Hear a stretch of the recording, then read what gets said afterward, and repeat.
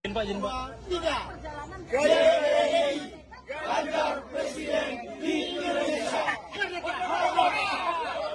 Bisakah gereja berpolitik? Maksudnya mau klarifikasi nih. Ya, Jadi tangkapan saya klarifikasi. dari Badan Multimedia ceritanya nih. Iya.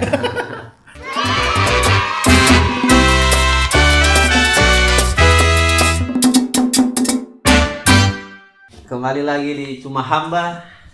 Bukan. Perlahan. Maaf guys, so lamanya nak bah ini jadi lupa. Dan mungkin teman-teman penonton ada yang bertanya-tanya ini di mana ini, tempat di mana tuh? Uturan ada tempat baru. Tempat baru ya. 2024 bukan cuma ganti presiden ya. Ganti tampal. Ganti tampal. Oke, bagaimana jadi ini situasinya setelah pemilu. Iya. Dan ini sebenarnya sudah boleh kasih selamat presiden terpilih atau belum ini? Belum ya? Tunggu hasil KPU-nya. Ya ada. Mau bilang selamat kung kage. Lain apa hasil Iya. lainnya? Cuma KPU tapi sudah berapa? 70% kan? ya sudah hampir 70% real count dan ya sudah tahu yang Sudah dekat-dekat. jadi tetap satu putaran ya? Atau ada beriman 2 putaran Pak Andre? Sudah sukala yang Aduh. Kalau Kaulan menanggapi ini dari GPDI bagaimana dengan pemilu ini? sempat ada fenomena postingan yang heboh itu. Oh, gitu. Berarti kalah GPDI. Kalau diusung.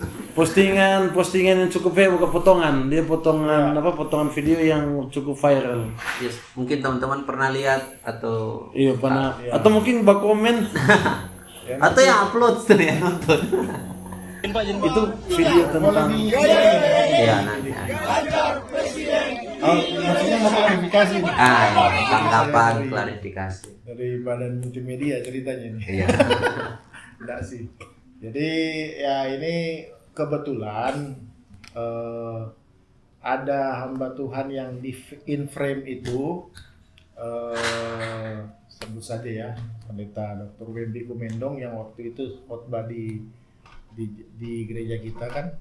Saya sempat tanya itu bagaimana Om ceritanya. Nah, yang bersangkutan cerita jadi begini.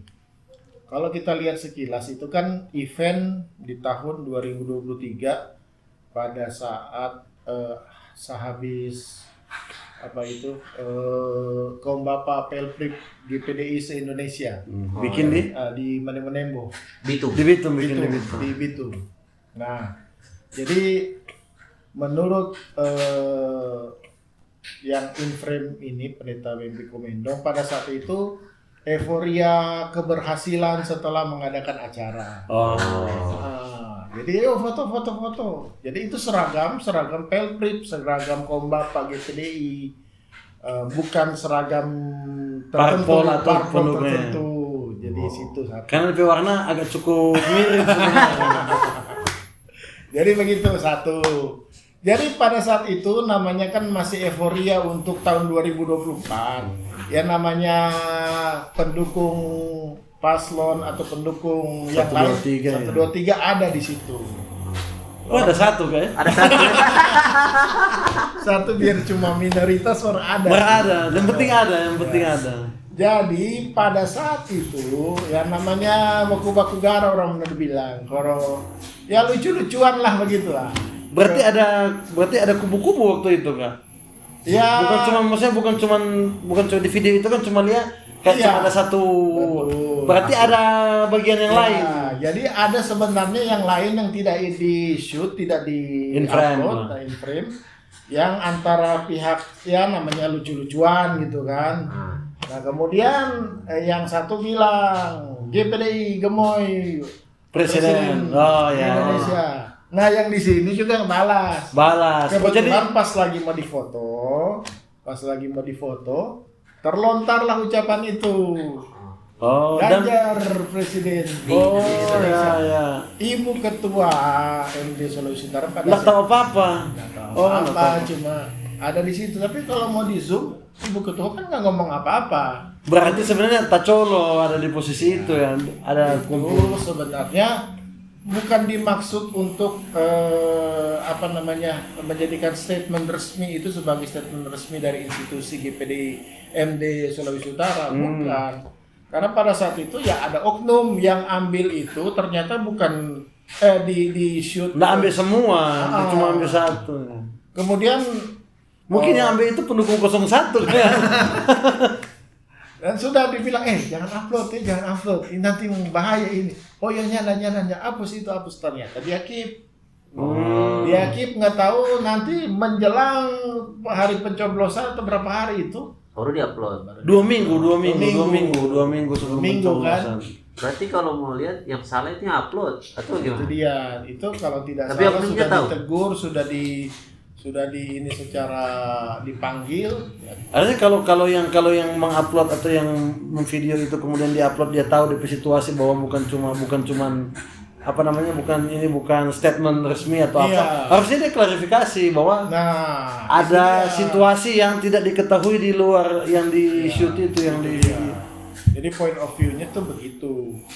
Jadi ya kita juga harus mengerti dan lihatlah, namanya netizen kita kan harus jeli juga, ini statement yang disampaikan apa benar keluar dari pemangku keputusan, orang sini bilang yang pegang mepatu begitu kan, di dalam event-event tertentu, sambutan kah? Dan harusnya kan yang begitu resmi. Itu resmi. kan di pinggir jalan itu. Iya, habis gitu kan langsung ketawa-ketawa langsung bubar kan? Bubar. Nah, jadi itu bukan statement resmi. Cuma ketika sudah di-upload, ya sudah jadi bola liar. Ini postingan ini yang bikin orang sakit kepala.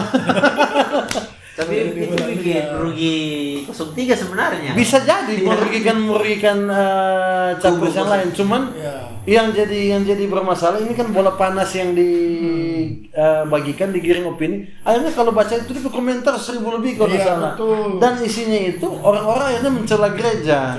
Dan ini bukan cuma berdampak kepada pilpres, ini berdampak pada pertumbuhan iman orang lain, menganggap bahwa gereja itu sudah kredibel untuk dipercayai untuk hal-hal seperti itu. Itu yang jadi pembahasan hari ini. Padahal ya bisakah gereja berpolitik? Ini menarik ini. Kalau kita bahas bisakah atau bolehkah gereja berpolitik? Cuma kita selalu kenapa ya? Orang pembahasan ini selalu boleh nggak gitu kan? Seolah-olah memang iya dan tidak ini menggambarkan Sebenarnya kalau seperti yang saya pernah jawab di beberapa episode yang lain, sebenarnya orang kekristenan ketika kita sudah percaya kepada Kristus, anugerah Tuhan kita sudah rasakan, lebih bukan hanya sekedar itu kan konsep perjanjian lama, ya Taurat, boleh atau tidak, tanpa mengerti apa yang harus latar belakang dari ini, dari apa yang kita lakukan, misalnya pengambilan keputusan tersebut. Soalnya nggak bisa fleksibel lah, sudah diatur gitu. Sebenarnya kalau bicara boleh atau tidak, ya ada catatan-catatan tertentu. Yang pertama begini, kalau mau bilang gereja, kita mulai dulu dari gereja. Gereja ini yang dimaksud gereja apa? Gereja secara institusi, atau kalau misalnya gereja dalam artian 1 Petrus pasal 9, eklesia, ya kan? Kita ini individu-individu orang percaya ini disebut juga gereja. Nah, kalau kita tidak boleh berpolitik, siapa nanti yang ini ya kan? Kita mulai dari situ. Tapi yang dimaksud mungkin institusinya. Institusinya, politik yang dimaksud bukan sebagai politik dalam artian istilah praktis. Itu politik praktis lebih kepada tindakan politik praktis yang melibatkan adanya partai politik, kemudian adanya dukungan terhadap kelompok-kelompok tertentu di mana sudah terlibat secara jauh di dalamnya.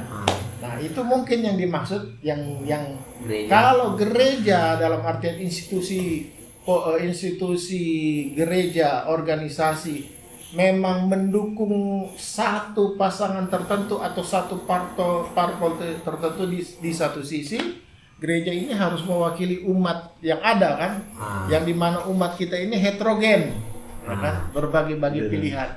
Nanti takutnya ketika satu yang didukung, yang lainnya tidak. menjadi tersinggung dan juga menjadi apa ya? Jadi kok ini? Padahal saya punya pasangan yang lain, saya punya pilihan yang lain gitu kan. Tapi sebenarnya catatan ini juga harus kita lihat situasionalnya begini. Karena kalau misalnya yang di Sulawesi Utara kan rata-rata semua misalnya kita pilihan-pilihan partai politik ataupun legislatif gitu kan, kebanyakan kan satu warna ya, orang Kristen atau bagaimana. Oh iya. Identitas lah. Identitas. Itu memang akan sulit kalau gereja memilih hal-hal tertentu, si A, si B atau si C gitu kan. Tapi kalau di luar sana harusnya dalam artian institusi gereja di luar dapil Sulawesi Utara gitu kan. Kalau menurut saya gereja sebagai institusi harus memberi arahan. Ya. Ini sejalan juga dengan Habib Rizik pernah bilang. Habib Rizik bilang ulama itu memberi arahan, tapi keputusan itu tergantung kepada umat. Kalau ulama tidak memberi arahan, nanti takutnya umat bingung mau pilih yang mana begitu. Takutnya nanti nak memilih. Jadi dalam artian konteks seperti ini, kalau di luar sana sebenarnya tidak masalah kalau misalnya institusi pemimpin gereja memberi arahan. Di sini ada seorang yang kita percayai bisa memberi aspirasi begini, apalagi kalau dia satu warna, satu gereja yang dari denominasi tertentu, ya tidak ada salahnya didukung, tidak ada salahnya diberi arahan. Tapi kembali keputusan tergantung pilihan masing-masing. Kasih arahan tapi tidak boleh memaksakan. Menurut kita begitu. Kalau Pak Andre bagaimana itu? Terkait itu. Ini memang pelaku politik ini. Nah ini memang agak pendeta kadang. Politik, memang itu dekat sekali, Andre sekali. Udah lama sekali itu. Sebenarnya yang pertama kalau kita menyikapi yang pertama dulu ya basicnya dulu rasanya dulu tentang politik. Kebanyakan orang hari ini mendefinisikan politik dengan gambarannya hari ini. Jadi kayak mungkin rusaknya wajah politik di depan banyak masyarakat, kemudian orang berpikir bahwa politik itu kemudian sesuatu hal yang kotor yang tidak boleh kalau bergereja apalagi kan kayak sekarang kita ada lihat pendeta, ada nama pendeta di Sulawesi Utara, jadi TKN-nya salah satu pendeta yang itu pokoknya calon. Iya, salah satu kubu 02 jadi tim kampanye nasional ya. Dan banyak orang yang menghujat beliau. Nah dalam hal ini kita menunggu sebenarnya. Menghujat bahwa sebenarnya pendeta itu tidak boleh begini, gembala tidak boleh sebagainya. Nah memang pandangan primitif masyarakat ini yang harusnya memang harus diubah dari dalam gereja sendiri, memberitahukan politik itu apa, gereja itu fungsinya apa. Nah ini alasan terbesar kita menganggap bahwa kalau kita di politik sesuatu yang sebenarnya menjadi perintah firman Tuhan. Kalau kita bicara apanya ini kan? Silakan. DP substansi pertama bahwa kalau di perjanjian baru politik ada yang berpikir bahwa seolah-olah Tuhan itu anti terhadap situasional politik dan sebagainya. Alkitab itu tidak pernah menolak sisi politik. Ada namanya kingdom government, tentang pemerintahannya Allah. Nah, di mana itu disebut dengan istilah teokrasi. Allah memimpin langsung umatnya lewat nabi. Nah, bangsa Israel pada waktu itu melihat bahwa ternyata menarik juga monarkis. Kepemimpinan orang luar menarik juga ini. Dorang minta raja kepada Samuel waktu itu. Muncullah Saul dalam monarkis pertama kali bangsa Israel. Dan pada waktu itu ada yang tanya, apakah politik itu kotor? Kita mengaku bahwa memang politik itu punya sisi kotor. Makanya Allah menempatkan nabi sebagai teman, partner daripada praktisi politik itu. Nah hari ini kan orang-orang yang contoh pendeta-pendeta yang ditempatkan di sisi gubernur wali kota rata-rata kan jadi penjilat. Artinya orang tidak melihat bahwa sebenarnya para pendeta hamba Tuhan ini ditaruh oleh Allah di samping pemerintahan untuk supaya menjadi bagian daripada penyalur suara Allah. Nah, kalau orang kemudian tujuannya yang berubah, maka pemerintahan itu akan jadi busuk. Intinya kan ada di sana. Makanya politik dan agama itu dua hal yang memang terlihat berbeda, tapi diizinkan bersama oleh Allah. Itu di perjanjian lama. Nah, perjanjian baru, Allah merekonstruksi kembali pandangan politik itu lewat Yesus. Makanya Yesus sampaikan tadi yang sampaikan tadi eklesia. Nah, eklesia ini dalam pemahaman teologis banyak rusak dengan persepsi tafsiran. Contoh, orang tafsir etimologis. Eklesia, ekaleo, orang yang dipanggil keluar. Kemudian langsung ada istilah begini. Eklesia bahasa Portugis. Kok bahasa Portugis? Bahasa Portugisnya igreja. Bahasa Indonesianya gereja. Nah, itu kemudian orang tidak melihat partikel-partikel kecil di dalam susunan kata eklesia. Di mana eklesia itu bukan cuma arti kata, itu juga makna bentuk. Karena orang Romawi punya sistem, nama sistem itu eklesia. Nah, eklesia itu yang terkenal hari ini dengan sebutan dewan. Di mana pemerintahan itu punya orang-orang yang berdebat soal itu. Nah, Yesus menggunakan kata eklesia supaya para murid-murid yang dimulai dari 12 orang, 70 orang, 120 orang itu akan menjadi anggota dewannya Allah. Mereka yang akan bertanggung jawab tentang kesejahteraan para pengikut Kristus yang lain. Makanya dimunculkan yang paling pertama berbagi bersama. Bukan di Pizza Hut.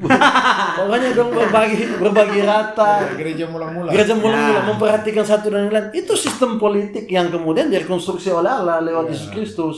Dan itu sebenarnya kalau para politisi Kristen menggunakan kata ini atau acuan ini sebagai fenomena-fenomena tertentu untuk bilang bahwa saya politisi yang membawa kerajaan Allah, maka satu kota itu akan makmur berdasarkan makna politik yang direkonstruksi oleh Yesus itu. Nah, itu politik yang sebenarnya di kacamata kita bahwa kenapa kita terjun ke dunia politik, karena hal ini artinya begini. Jadi maknanya diperuncing lagi, maksudnya anak Tuhan itu memang seharusnya ada di situ. Karena memang untuk membuat segala sesuatu, contoh begini, ada yang bilang bagaimana saya dipenjara orang 10-an tahun tapi kekristenan begini, begini. Ya karena Tuhan tidak mau ke politik, tidak mau terjun ke sistem yang memang yang Yesus bisa merubah politik yang image-nya kotor itu. Harus anak-anak Tuhan. Karena memang kenapa dia jadi kotor? Karena dari awal kan monarkis itu kotor. Monarkis itu gaya kepemimpinan orang yang tidak punya Tuhan. Sedangkan orang yang punya Tuhan itu kepemimpinannya teokrasi. Nah, kemudian Allah mengizinkan itu tadi yang kita bilang raja dan nabi itu berdampingan. Nah, permasalahannya hari ini banyak orang-orang yang merasa bahwa dirinya itu sangat spiritualitas, menjauhkan diri dari politik, dan itu kegagalan sebenarnya. Tapi enggak juga. Tapi begini. Nah, ini menarik ini. Bicara orang yang penasihat spiritual yang katanya menjauhkan diri menurut statement Bung Andre. Tapi kalau saya lihat ada justru yang mendekatkan diri tetapi dengan motivasi lain. Nah, itu yang kita bilang tadi, yang harusnya dia jadi fungsinya menegur, dia jadi penjilat akhirnya. Banyak itu. Penjilat dalam artian carinya apa? Ujung-ujungnya kalau jadi bantuan. Kepentingan. Intro aku aja, ada banyak pendeta berdekat dengan pemerintah karena donta pemerintah punya jatah kepada pendeta tiap bulan kayak begitulah. Kemudian proposal dan sebagainya. Itu ternyata menutup kepentingan tertentu, bisa pergi di Israel. Yang begitu Kak. Jadi orang akhirnya menganggap politik itu sebagai objek untuk mendapatkan sesuatu, bukan untuk merubah sesuatu di dalam. Nah, fenomena hari ini yang kita lihat contoh, lahir seorang tokoh yang tongkana samperin Ahok. Dasar terbesar Ahok ada di politik adalah apa? Dia percaya, dia iman luar biasa sekali. Dan itu dari Ahok kemudian orang pikir bahwa, dan kita sendiri pun melihat bahwa jadi optimis bahwa ternyata politik itu bisa berubah kalau orang yang masuk itu tujuannya bukan uang, motivasinya bukan uang. atau kekuasaan dan Ya, sebagainya. kita bicara Ahok bukan dalam konteks Pribadi, Seluruh, bukan bukan seluruh. pribadi, Ya. bukan pribadi ya, Wajah tapi- politiknya, Iya, ya. politik. Manusia Ya. politiknya Ahok. Ya, sebab Karena netizen takutnya kadang di- langsung komen. ya, ini gitu Biasa. kan. Ya, Tapi- begitu. Soalnya mengingat orang tiga pernah masuk di di TikTok gereja lain tuh. Jadi Tapi sebelum lanjut ini Kak, Ah. ada minuman. akhirnya ya Sponsor. ada ada anak Tuhan. Ada produk, anak ya. Tuhan. Ini- Nah, yang begini anak Tuhan yang muncul di dunia bisnis. itu harus tuh. Di situ betul Kak, di situasi yang sebenarnya dianggap sehari ini tuh alergi. Cuman mengkhususkan diri. Artinya begini, orang juga pendeta. Orang punya figur yang disebut Kak juga begitu. Nah. Tapi orang bukan orang yang kalau ada Kak Pejemaat contoh yang potensi di politiknya mungkin Kak bilang jangan ke politik. Atau potensi di bisnis kan orang harus mendorong dengan potensi. Maksudnya setidaknya pemimpinnya pendetanya tidak anti dulu lah. Ini baru namanya aja sudah ini ya. Tecita. Oh, Kak, yang mana Kak? Ini ada banyak varian. Coba, Yang ini. iya. Oh, ya. Ini Mango Yakult. Teh Cita. Artinya apa ini? Teh Membawa sukacita. Teh Kak. sukacita. Ini produk dari anak Tuhan juga. Ada teman-teman dari Bitung ini Iya, dari Bitung. Dari Punya kota apa, Bitung. Teh Sulawesi Cita. Utara, ini cuma kena Sulawesi Utara, Manado ada Bitung lah. Jadi ini juga murah berharap meriah. ini bukan yang pertama dan terakhir. Iya. Jadi teman-teman Teh Cita, siapa tahu. Enggak, bukan itu maksudnya Apa? supaya ada brand-brand lain. Oh iya. Mudah-mudahan ada. Jadi tidak Hari untuk ini- kemungkinan untuk semua produk orang tampung. Hari ini orang tusuk untuk minum, siapa tahu minggu depan makan tuh. Itu dia. Gigi ayam penyet di sini kan asik ternyata. Jadi Teh Cita bukan cuma teh, ini pesan dari yang punya, bukan cuma teh teman-teman, ada juga variasi kayak ini Milo.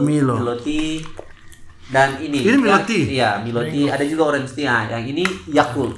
Ini bestseller katanya. Bestseller, ya? Iya, Mango Yakult, ada banyak varian, ada strawberry Yakult. Ini kalau di Bitung tempatnya di mana nih? Ini di depan kalau kantor cabang BRI dan di depannya ada Premier toko roti, toko kue itu Premier toko Premier. Nah, di situ di depan situ boothnya ada. Bisa langsung ke sana. Bakal kita minum teh campur Milo. Oh iya. Biasanya kan kalau Milo itu ya Milo yang Iya. Milo Jurassic ke Milo apa ini. Boleh. Asik nih. Ini 5.000 soalnya ini paling harganya 5.000-an aja. Iya. Jadi Mana bisa 5.000 langsung. ini? 5.000 ya? Tapi ini yang Original. large. Oh, Jadi lebih besar. 8.000. Oh. 8.000. Ya. Worth it lah. Banding ya kalau yang kantong ini Jadi kalau kalau mau beli Starbucks berapa kali? ayo bisa banyak kali nih. Dia kata info yang punya mau calon.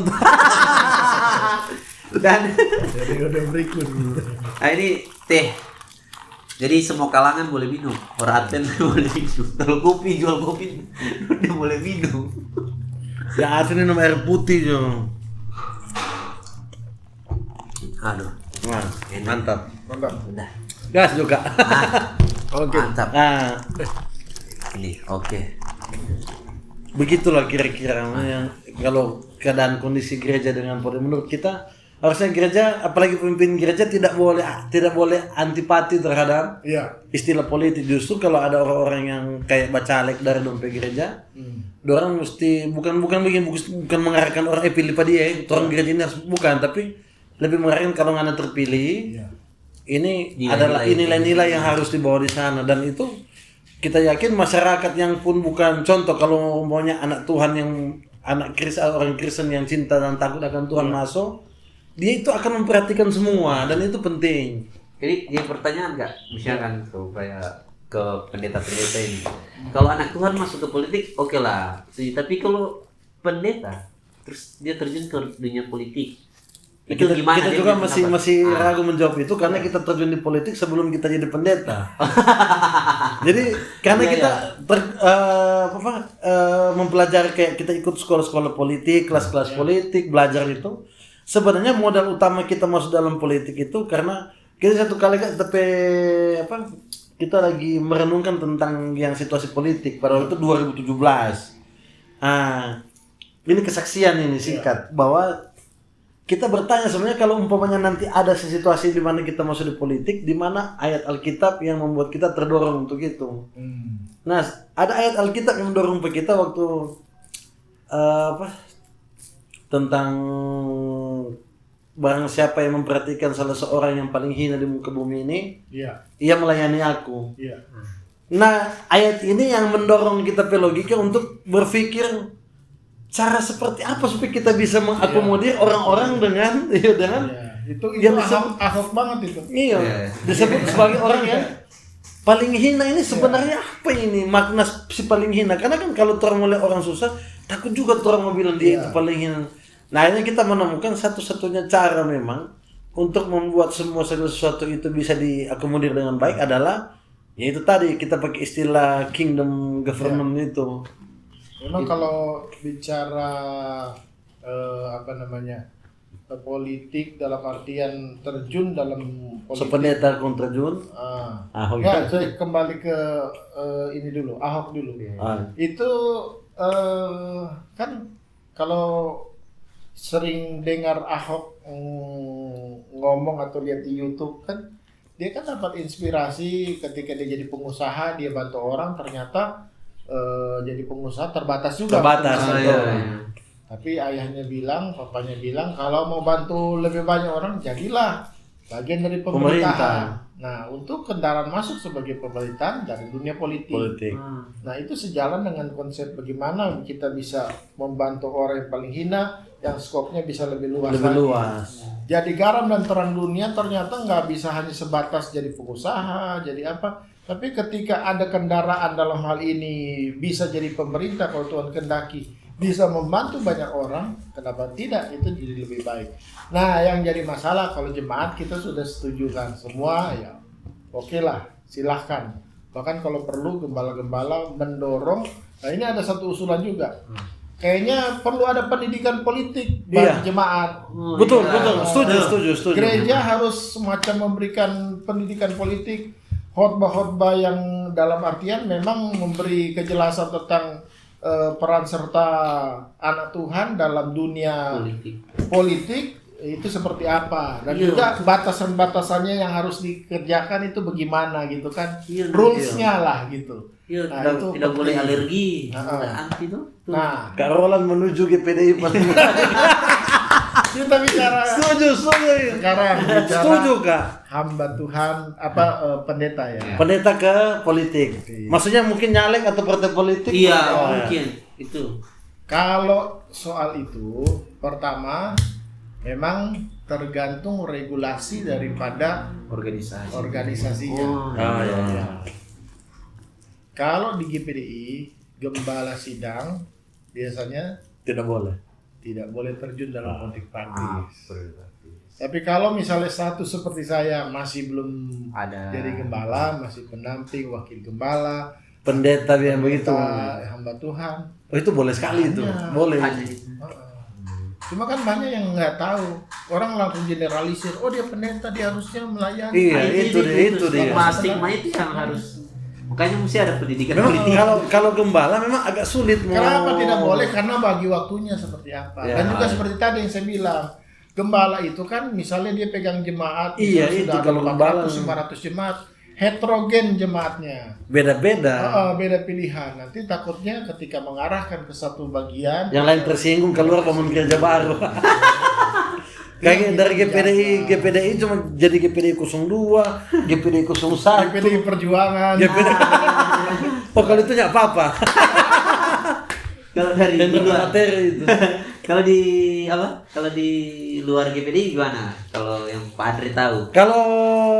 Karena kita di gereja dengan aliran Protestan dengan itu, kita kalau gereja Protestan di Sulawesi Utara kayaknya boleh deh. Maksudnya kalau melihat situasi ini kayaknya boleh. Tapi kalau dari GKIN itu, kalau seumpamanya kita statusnya gembala, statusnya pendeta, kalau dia cuma pendeta kan ada pendeta pendamping begitu itu enggak masalah. Tapi kalau gembala dan memutuskan untuk terjun menjadi caleg atau kemudian ketua partai politik, dia harus mengundurkan diri dari jabatannya. bukan profesinya. Oh, jabatannya. Jabatannya dia harus mengundurkan Ya, diri. begitu. Iya. Begitu. Jadi kalau dan ini karena Ketua Sinode tahu kita pernah mencalonkan diri dulu 2018. Iya. Dia bilang kalau memang Andre Tuhan taruh di politik ke depan untuk mundur enggak masalah. Kayak begitu. Jadi Sudah kalau ada- oh iya itu sudah dibicarakan dari awal karena memang Ketua Basicnya kan dari politik juga. iya itu masalahnya kan kita bilang kita sudah di politik dulu, Baru tuh. so pernah nyalek dulu, Galek baru. gagal dulu lah. Baru kemudian tapi kita jadi pendeta bukan karena pelarian ya. Itu mesti kasih Mesti lurus jelas itu, dulu. iya. Karena memang sebuah tekanan untuk melayani ada orang-orangnya dan memang mungkin yang lain kurang apa lah mau bilang kayak contoh ketua penjemaat disabilitas dan kita memang dekat dengan teman-teman yang disabilitas dan paham jadi kita mengakomodir itu dengan catatan memang kelak nanti akan muncul hamba Tuhan yang dari teman-teman disabilitas sendiri. Oh iya kan. Iya. Supaya memang dorong karena kita menyadari bahwa kita ini manusia yang spesifikasi pelayanannya itu lebih bisa dibilang 70% kita PHT di dunia pemerintahan. Iya. Politik. Dan itu kita nyanda munafik, nak menutup ada kemungkinan besar kita bisa lebih ke skala yang lebih besar dari hari ini. Iya. Oke. Dan misalnya mau tanya Oh, iya, tanya. fenomena gara-gara kan gereja dan politik dan bagaimana tanggapan Pak Pendeta terhadap fenomena yang dimana gereja ini menjadi tempat empuk target Kampanye. iya untuk kampanye. Nah kalau kita kan belum ada jawabannya dong. Bagaimana kan? Kayak contoh ada yang datang kasih sesuatu buat gereja tapi diarahkan untuk gitu. jemaatnya pilih si A. Bagus banget. Bagus. Sejauh ini yang saya lihat kalau di gereja tempat saya melayani kita ada artinya kalau dia hanya memperkenalkan diri, Bersaksi. Berkenalan. ya, Saksi-saksi. ada masalah gitu kan. Tapi kalau dia sudah kan ada ketentuan apa namanya? Ini boleh kampanye juga di Iya. gereja. Ada. Kalau hari waktu itu ada yang masa tenang dia datang bersaksi, ya orang bilang Pak ini Jangan masa kampanye. tenang, jangan nanti bapak anak tertentu, enak ada bawaslu tompenya batal, padahal nggak ada tetap. Nah, bijak. ya maksudnya supaya Iya. dia mengerti lah. Gitu. Karena orang begitu biasanya jam melanggar kan. Biasanya saya kasihkan. Iya, iya. Iya. Jadi kalau misalnya beberapa periode lalu, tahun 4-5 tahun lalu ada yang datang, kemudian lihat-lihat gereja gini, habis gitu dia kasih tinggal sesuatu gitu. Oh ya ya. Kita tanya, ini Pak, kebetulan Ibu Iya. sebut lah dia. Sulit spesifik. Ibu, Apa? ini bagaimana ini? Tanya. Oh nggak apa-apa Bu, nggak apa-apa Pak, ini saya tergerak untuk Kasih aja. Oke, kalau itu saya terima kasih Bu ya, gini.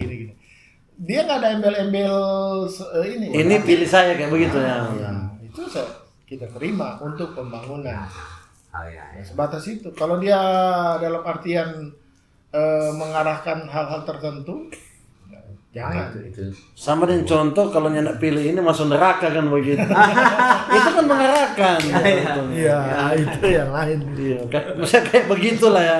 Intinya kayak ada bisa dikatakan Pakai. bikin orang ada rasa bersalah kalau ada mau. Iya. Cuma pernah begini, ya ini situasi sulitnya kadang ketika ada jemaat yang mencalonkan diri, mencalonkan diri dan kemudian ada orang dari luar lingkungan gereja yang datang, misalnya, Oh iya. Dilema sekali. Satu dapil. Satu dapil. kadang beda dapil juga orang mau pikir lain gitu. Oh iya. Ya itu yang dilema. Dilema sekali. Itu yang makanya ya itulah dibutuhkan hikmat dan kebijakan gembala sidang untuk bagaimana supaya setidaknya jangan memberi ini ya, jangan menyinggung perasaan jemaat yang kita ya otomatis kan jemaat itu bagian daripada yang hari-hari dekat dengan kita, yang Iya. ini. Tapi di satu sisi kalau orang hanya ingin memberi, ya apa salahnya sih sebenarnya, ya kan? Tapi dalam artian pemberian di waktu-waktu tertentu memang ujung-ujungnya pasti ada motivasi lain gitu. Nah, Setidaknya dong harapkan paling tidak kalau saya kasih ini 50 suara. dong so tahu dong siapa yang kasih gitu kan. sih. Itu ya, itu Lalu- yang dilemanya. Kalau tanggapan kita terhadap serangan Fajar bagaimana? Ambe. Nah, Kebetulan belum dapat kemarin. nah, Banyak. kalau itu kita menentang. Ya. Nah, kita jadi begini, memang ada nilai politik yang orang bisa setuju bisa tidak setuju. Iya. Like and dislike dah. Ya, lagi dislike. Dari semua praktek politik yang hari ini kita jalani, yang kita paling tolak sebenarnya ada di situ di permasalahan pembelian suara dengan uang. Walaupun memang dalam kita pilih lingkungan termasuk kita pun ada yang menawarkan. Iya. Ada kemarin yang bertitip atau apa begitulah karena tahu orang di. Tapi kita bilang kalau cuma mau artinya cuma kalau mau pergi di kita tanya dulu kayak di orang rumah atau apa mau ambil atau enggak mau ambil kita cuma mau bilang no oh di sini mau ambil nanti dorang yang dompet tim yang antar. Tapi kalau umpamanya kita yang terjun sebagai mana kenapa data ini aduh anda nyana di situ kalau kita mungkin kita tidak bilang bahwa kalau Hendra calon Hendra ngana jangan begini kita mungkin tidak begitu orangnya tidak mengintervensi orang lain tapi kalau kita sendiri kita menjaga itu makanya kenapa kita kemarin ada memilih salah satu capres atau caleg-caleg yang hari ini kita dukung adalah orang-orang yang menurut kita dorang itu memang figur. Iya, bukan orang yang muncul dengan berapa banyak DP doi. Jadi memang dorang ini selama kita kenal, so tahu dorang itu seperti apa DP kualitas, kapasitasnya memang mesti hadir di yang lebih besar, makanya kita dukung. Walaupun memang di beberapa mereka ada yang menggunakan, ada yang tidak money politik itu. Jadi pertama dari kita kalau umpamanya nanti pun ke Roland atau random bacalek kita tahu orang ini Ya. ekspertisnya di mana dan memang layak ada di sini kayak begitu itu mungkin paling. Nah, ini membaca soal money politik ya. Oh iya, money politik. Oh setuju lah boleh. Banyak setujunya ada apa? Begini. Ini menarik ini. Tapi satu hal yang kita harus tahu juga memang politik itu mahal dalam tanda kutip investasinya itu. Betul, tinggi. betul. Orang-orang yang sudah ada figur, sudah ada brandnya sudah terbentuk itu biasanya pertama mereka punya klan inilah Pejabat atau ayahnya siapanya ini orang-orang yang sudah ada nama. Kemudian memang apalagi kalau sekarang kan banyak Gen Z yang naik kan yang milenial. Oh iya banyak Gen Z milenial. Mereka memanfaatkan media sosial dan itu pun investasi juga di dalam situ. Iya. Nah, bagi saya melihat kalau orang-orang yang masih istilahnya ini belum ada nama, ini memang tuh harus itu bukan harus, tapi Sadar diri ya. tidak harus juga dengan langsung setidaknya ada jalan di mana gitu dia bangun atau apa itu investasi itu butuh butuh kos politik. Mungkin tidak dengan cara langsung cash and carry serangan Fajar tapi tetap politik itu butuh kos supaya orang bisa tahu apa yang dikerjakan, apa yang kita sudah rekam jejaknya ada dah.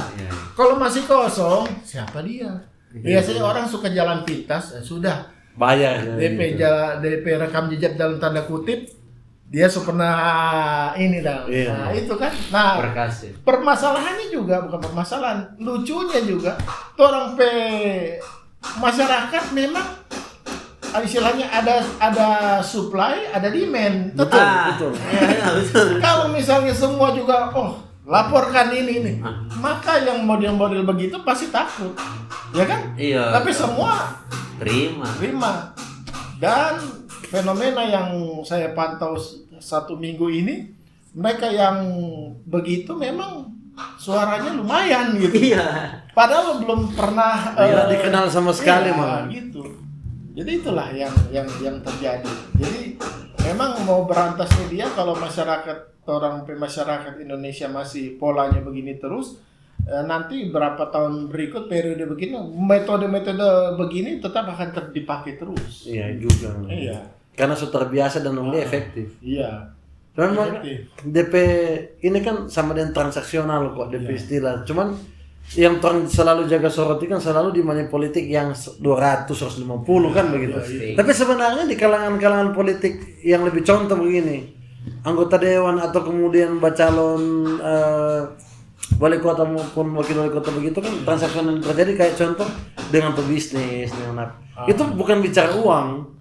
Itu sebicara kayak yang begitu lebih besar dan memang sebenarnya hal itu terjadi yang soroti cuma tuh yang 100-200 ribu Di atas itu lebih banyak. itu lebih bahaya dari money politik sebenarnya. Itu yang membuat yang membuat orang di pemerintahan pada akhirnya wali kota membuat tegas untuk begini, gubernur atau sebagainya. Tapi karena orang terikat kontrak dengan yang tidak bikin orang jadi.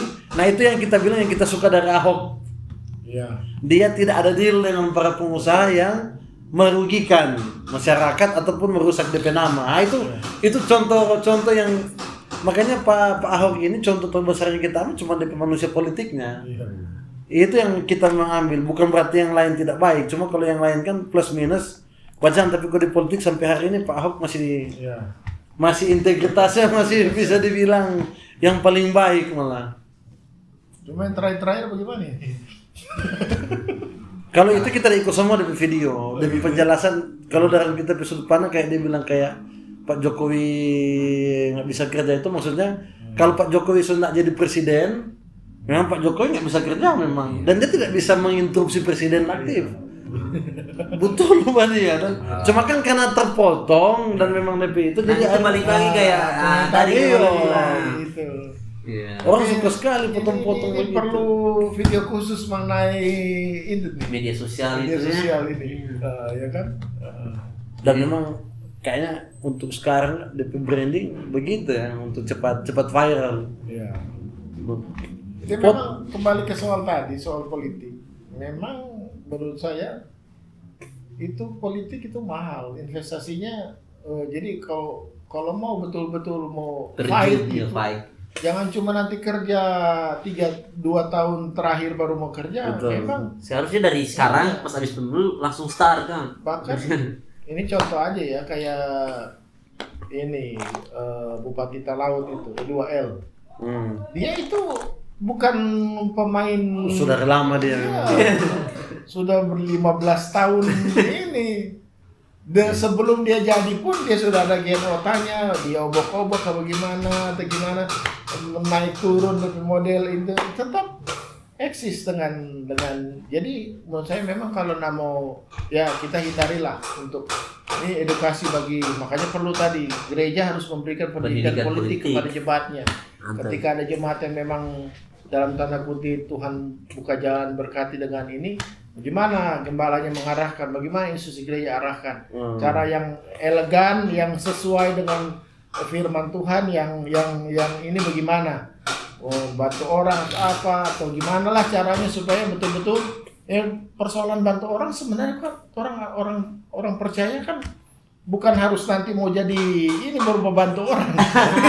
Harusnya itu gaya hidup. Iya kayak gitu kan. Nah kalau sudah begitu gaya hidup nanti brandingnya dia kan makin lama makin kelihatan. Tapi kalau pakai firman Tuhan bilang, kalau Tuhan yang angkat tidak ada satu kuasa yang dapat. Itu begitu. Dan memang itu kan kita pernah coba dan terjadi waktu kita bercalon dan kita waktu itu memang di Kota Manado. Dapil lu waktu itu Benang Banea, yang dimana DP suara itu sulit untuk kayak orang yang pendatang baru sama dengan kita, dia nggak punya doi. Iya. Agak sulit, tapi kita bisa merampung suara yang lumayan dari semua orang 9 calon. Kita suara paling tinggi dan memang hampir bisa mencapai kursi terakhir di kursi ke-9. Dan itu yang kita lihat sama dengan tadi. Kalau memang orang punya niat dan memang betul-betul dapat jalan di situ, nah itu yang. Tapi kita bukan orang yang setelah itu nyala yang badusut terus atau bagaimana. Kita hari ini mulai lagi dari nol.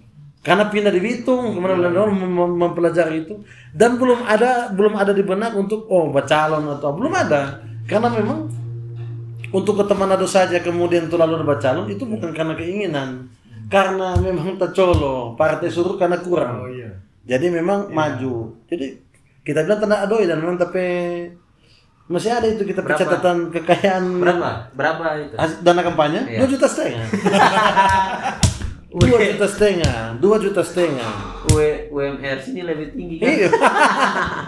Dan memang tapi itu yang kita bilang bahwa memang ternyata ada dinamika politik itu asik juga. Dan memang itu yang membuat sampai hari ini kita kalau kayak kita komen sesuatu di sosial media lah, orang mau hina cuma kita nggak peduli, karena setelah terlatih waktu ketemu dengan orang waktu itu di sana ngobrol dengan orang, kita berpaham bahwa memang sebegini kata waktu turun ketemu dengan masyarakat itu kan nantanya. Ada yang bilang begini, Pak, orang kalau masalah doi boleh dapat dan caleg banyak. Tapi Bapak turun kemari apa program? Kita bilang enggak ada. Kita apa visi misi apa? Kita bilang enggak tahu karena kita bukan orang situ. Nah, makanya kita kumpul Bapak Ibu Saudara sekalian supaya kita tahu apa yang mau bikin. Dari situ kita dapat suara. Karena memang nggak tahu kan, jujur aja. Anti mainstream ya. Iya. Politisi baru tidak punya uang, tidak punya tim, terjun sendiri, didampingi dengan teman-teman yang sukarela. Dan memang hampir. Ya, kan pola pendekatan tidak harus dengan doi kan. Iya. Misalnya terjun langsung nongkrong, ditambah OJK, ditambah apa begitu cari ini. Nanti juga dong kenal ya. Jangan gaul kumba. Nyanda. Itu bukan gaul itu memang cari gara-gara. Jadi bagaimana pesan buat mungkin teman-teman anak-anak Tuhan, anak-anak Kristen bahwa politik itu bukan sesuatu yang harus jangan dia tahu. Iya. Untuk tutup sesi ini mungkin ada pesan Jo buat tentang politik begitu. Politik itu sebenarnya sesuatu yang tidak dilarang dalam kekristenan, dan politik itu memang sesuatu yang harus sebenarnya anak-anak Tuhan itu mendampingi situasi politik itu atau posisi-posisi politik itu. Kalaupun anak Tuhan yang dulu di posisi strategis politik jauh lebih bagus sebenarnya, tapi jangan pernah meninggalkan elemen-elemen masyarakat, apalagi para hamba Tuhan. Karena itu bahaya, dan hamba Tuhan yang ada dengan para politisi jangan juga menyimpang atau cuma mengambil keuntungan. Karena memang teguran yang paling keras untuk para politisi ini, yang terakhir kita kasih contoh konkretnya adalah pada waktu seorang nabi menegur seorang raja. Samuel menegur Saul tersinggung. Tapi waktu Nathan menegur Daud pun jadi sadar dan bertobat. Jadi memang dibutuhkan para hamba Tuhan beretika, punya pendekatan yang baik, punya pribadi yang baik, jujur. Makanya waktu Nathan bilang kepada Daud tentang seorang yang mengambil orang yang punya 1000 keledai mengambil yang punya 1 saja, Daud sadar bahwa itu dia.